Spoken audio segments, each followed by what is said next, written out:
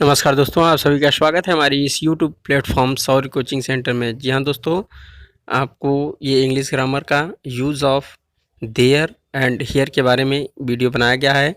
हमारे अन्य English grammar से संबंधित वीडियो को देखने के लिए हमारे डिस्क्रिप्शन बॉक्स में उनकी लिंक दे दी गई है। अगर आप हमारे इस चैनल पे नए हैं तो हमारे चैनल को लाइक कर दीजिएगा और साथ ही साथ सब्सक्राइब भी कर दीजिएगा और अपने स्टडी ग्रुप में शेयर भी कर दीजिएगा।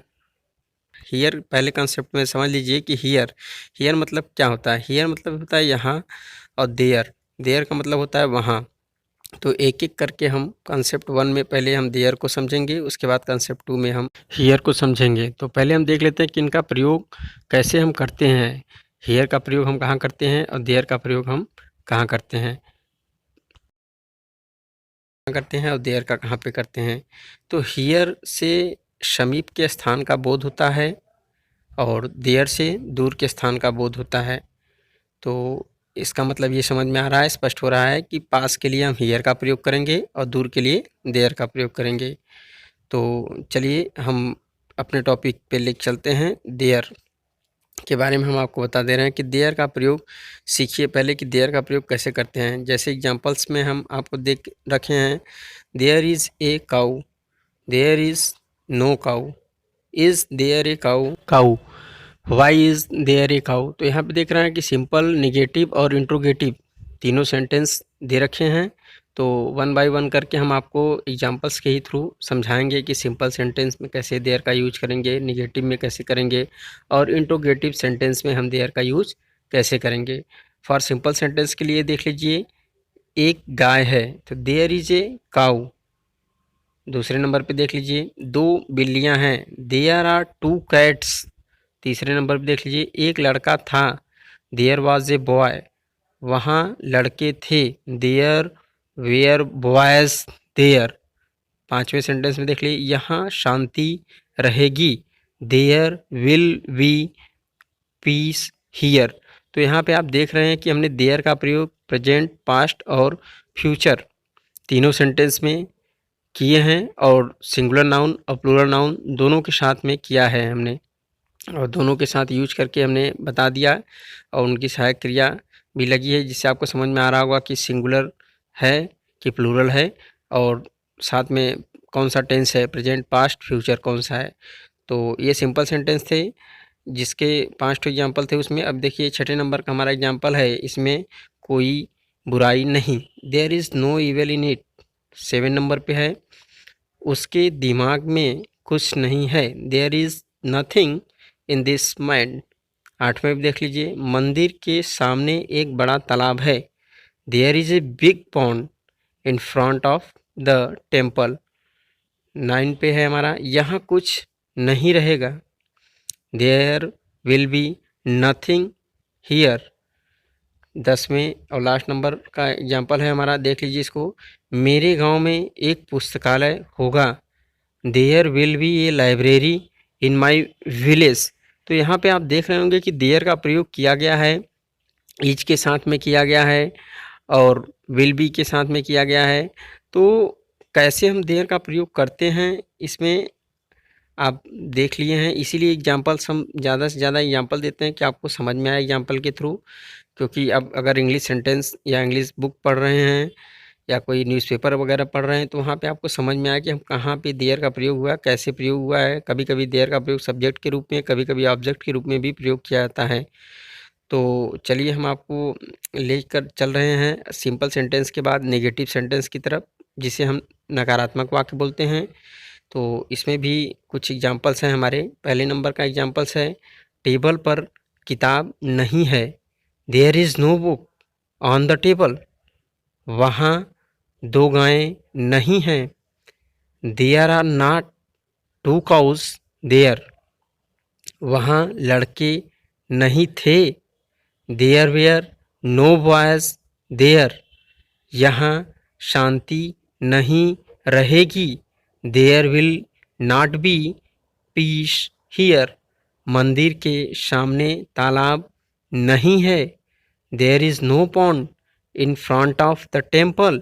तो यहाँ पे आप देख रहे हैं कि निगेटिव सेंटेंस के साथ ही साथ हम प्रेजेंट, पास्ट और फ्यूचर तीनों सेंटेंस को लेकर के भी चल रहे हैं, जिसमें कि हम बताएंगे कि देयर का प्रयोग कैसे कैसे किए हैं। तो ये एग्जाम्पल्स थे हमारे, इसमें आपको समझ में आ गया होगा। तीनों टेंस के हैं, प्रेजेंट, पास्ट और फ्यूचर के एग्जाम्पल्स। तो कुछ एग्जाम्पल्स जो रहे आपके निगेटिव के, अब हम कुछ एग्जाम्पल्स आपको दिखा दे रहे हैं इंट्रोगेटिव सेंटेंस, जिसे हम प्रश्नवाचक वाक्य बोलते हैं। तो प्रश्नवाचक वाक्य में जैसे कुछ होते हैं क्या से शुरू होने वाले। तो पहला देख लीजिए, क्या टेबल पर किताब है? Is there a book on the table? क्या वहाँ 2 गायें हैं?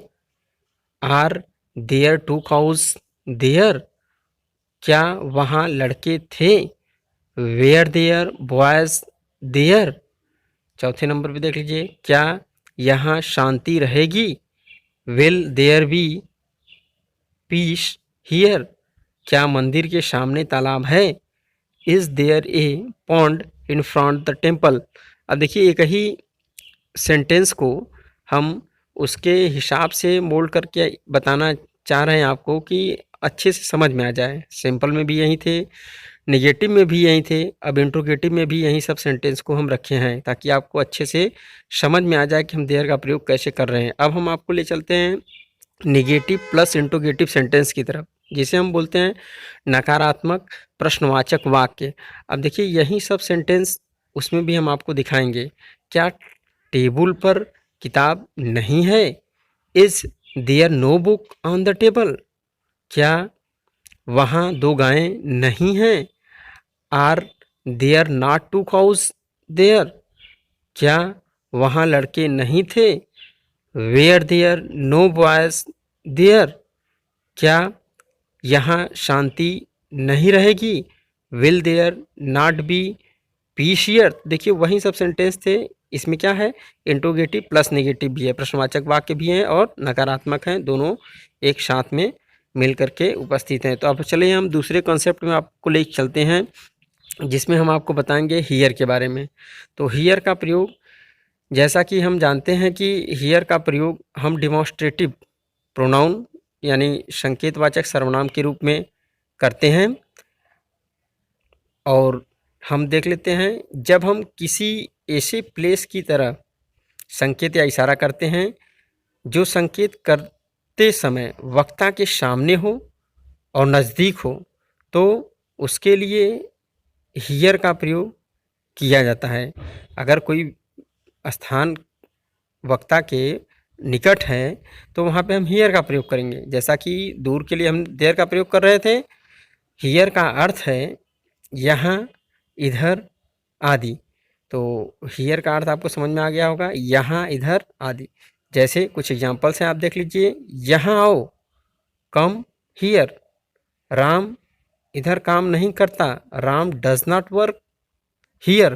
तो ये देखिए, यहाँ वक्ता के पास में बात हो रही है, यहाँ आओ मतलब पास में बुला रहा है। राम इधर काम नहीं करता, तो राम को संकेत दिया जा रहा है कि यहाँ पे काम नहीं कर रहा है। नेक्स्ट एग्जाम्पल है, देख लीजिए, थैले को यहाँ रख दो। यहाँ का मतलब देखिए, वक्ता के आंखों के सामने की बात हो रही है, पास की बात हो रही है, पुट द बैग हियर। उसी तरीके से है, हम यहाँ पढ़ चुके, तो वी हैव टॉट हियर। तो इस तरीके से आप देयर और हियर के प्रयोग को अच्छे से समझ गए होंगे। इसी तरीके से इसमें इंट्रोगेटिव नेगेटिव और इंट्रोगेटिव नेगेटिव का भी प्रयोग। Thanks for watching this video. Please like, share and subscribe my channel Shaurya coaching centre. जी हाँ दोस्तों, यह एक एजुकेशनल चैनल है शौर्य कोचिंग सेंटर का, जिसमें आपको बहुत सारी जानकारियाँ दी जाती हैं। अगर आप हमारे चैनल पर नए हैं तो हमारे चैनल को सब्सक्राइब भी कर दीजिएगा, लाइक कर दीजिएगा और अपने दोस्तों में शेयर भी।